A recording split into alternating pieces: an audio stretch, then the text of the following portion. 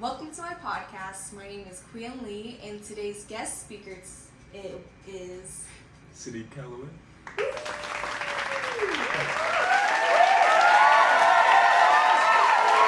First and foremost, I want to thank you for taking the time to joining me today. Appreciate you having me. All right, let's cut to the chase. The Hanford Site. Have you ever heard of the Hanford Site? Do you know what it is? I've never heard of the Hanford Site. What is that? So the Hanford Site is a nuclear site located in southeastern Washington. It was first created in 1943 and is operated by the federal government of the U.S. Mm-hmm. All right. The sole purpose of the Hanford Site was to produce plutonium in order to create nuclear weapons and to especially create a very important bomb called the Fat Man to end World War II. Heard of that? Yeah, so keep in mind, this site was created in 1943, and World War II didn't end until 1945, so 2 years after it was created. Moving on, I'd like to point out that in the process of producing plutonium for the weapons and the bombs and whatnot, radioactive chemicals were then stored in a total of 177 underground storage tanks, which equates to 56 million gallons of radioactive waste. Just under. Yep, Yeah. under the land, under the soil, just directly underneath everything. I know. And of course, with the production of nuclear weapons and the bomb, a lot of nuclear waste was left on the land, and even in the Columbian River, which runs across all of Washington State, making the Hanford Site the most contaminated site of the Western Hemisphere. It's actually crazy though. You don't hear about that like often. Like, that's not even like before sitting. Like I didn't know that at all. You didn't I didn't even know we like Washington State even had a site where we tested and worked on and created nuclear weapons. So you mentioned that it was contaminating not only just by sitting underneath all the land, but you said it contaminated the Columbia River. Like how did the plutonium even make its way into the river? Like how was that even allowed? Like why was nobody tracking that? So actually, it was allowed. It was legal. How the river got contaminated was that the water from the river was actually used to cool nuclear fuel in order to create the weapons. It was in that process it got okay. Yeah, so afterwards, after the nuclear fuel cooled down, the water was then contaminated, and then they just straight up released it back into the river. And so they were just oblivious to the fact. Yeah, they did not really care. They just. You'd think that's something that they would like track or like, think about, like being as smart as they are. That's kind of disgusting. It is disgusting. I agree. But fast forward. Fast forward in 1989. According to the U.S. Department of Energy, the U.S. Environmental Protection Agency and Washington State Department of Ecology entered into a legally binding accord called the Tri-Party Agreement to clean up the Hanford Site. Okay? So obviously, there was a lot of employment in producing plutonium for the nuclear weapons, and now there's even more employment to clean it up. Exactly. So the crazy thing is, as more and more people became employed for the Hanford Site, and the longer they worked on the site, the more they became sick from the exposure to the toxins from the site. And even though they were getting sick, they were denied help that they needed to treat their illnesses. Wow. There were hundreds of reports of diseases such as toxic encephalopathy, which is also known as dementia, many people losing their memory, reactive airway diseases, nerve damage, chronic beryllium disease, lung cancer, thyroid cancer, like just so much reports of detrimental health effects to these employees. But yet again, there was no help, no compensation, nothing for these workers at all. Fast forward about 21 years later, after 1989, so now we are coming to 2010. 21 years later, there is now a spike in a rare and fatal birth defect called anencephaly, reported in southeastern Washington in 2010. Of course. Yep.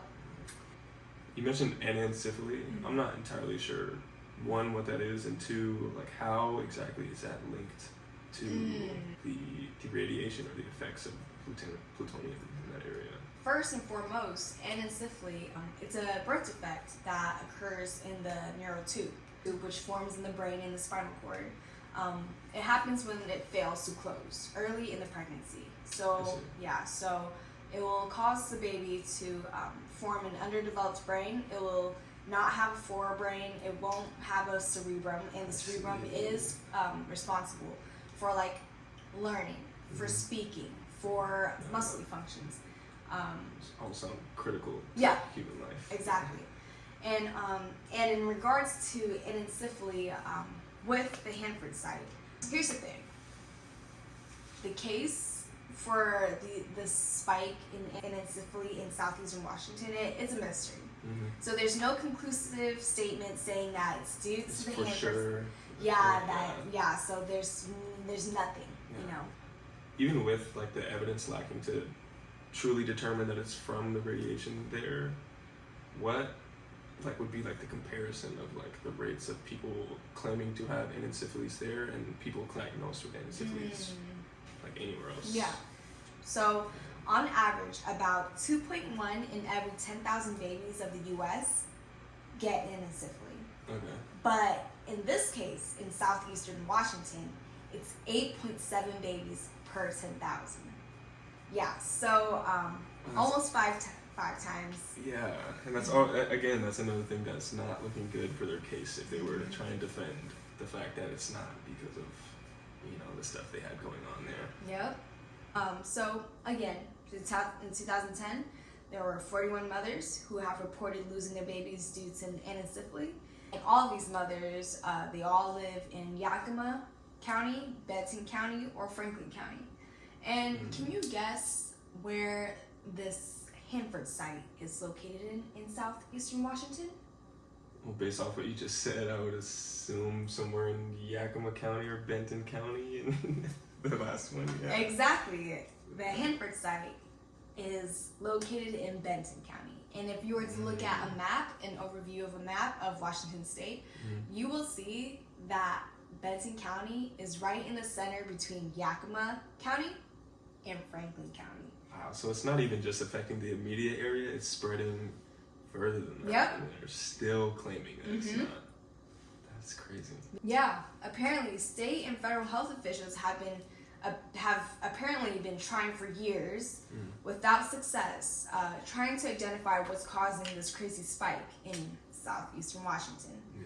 But obviously, again, there's no success in that. There is some previously known knowledge of potential causes for anencephaly, which would be a lack of folic acid or a lack of vitamin B. Though that was never the conclusion for any of the mothers of southeastern Washington. Yeah, I was gonna say, I don't know if they even, just as much as evidence we don't have to conclude that it was because of them, I don't think they would have any amount of evidence that would be convincing to say that it isn't, Yeah. them. I do want to add on that even there's like, I remember there was this woman who I think she was a UW student, or she worked for UW, maybe not worked for UW, but maybe was a UW student, who like she made some sort of like petition in regards to the Hanford Site. She basically gave a summary of what's going on, and she pointed out anencephaly, she pointed out what the Hanford Site is, like, and so forth. And she was basically making a petition that like, hey, like, let's like make the world aware of this. Let's push the federal government to actually do something about this and actually make an investigation, run tests, see if the Hanford Site has to do any of these like diseases or these defects, etc.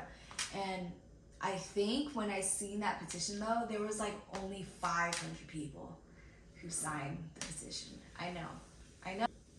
Again, like, it sucks that it has to get to this point, to the point to where we need to make it national news and we need everybody in the nation to stand up for this. It should be, once you hear the cases of the locals that are there and the effect that it's having on them, and it's been having this effect and it's only rising as the decades go on, that's enough. That's enough for you to put a halt to things like, okay, maybe we should take a look at this and figure out what their cause of all this is.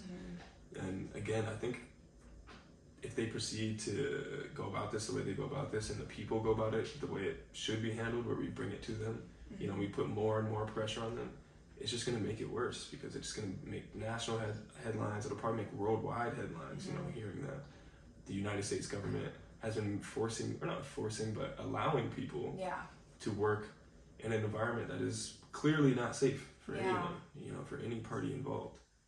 It just makes us wonder, or just makes you wonder, like, what other things is the government exactly up to, you know? Again, which makes me not surprised, you know, by hearing this information, sadly. I really hope there's gonna be change, and I'm hopeful, and you know, we'll see how it goes. All right, We can do. this is Quinn Lee, This is City Calloway, and thank you for listening to my podcast. signing off. Signing out.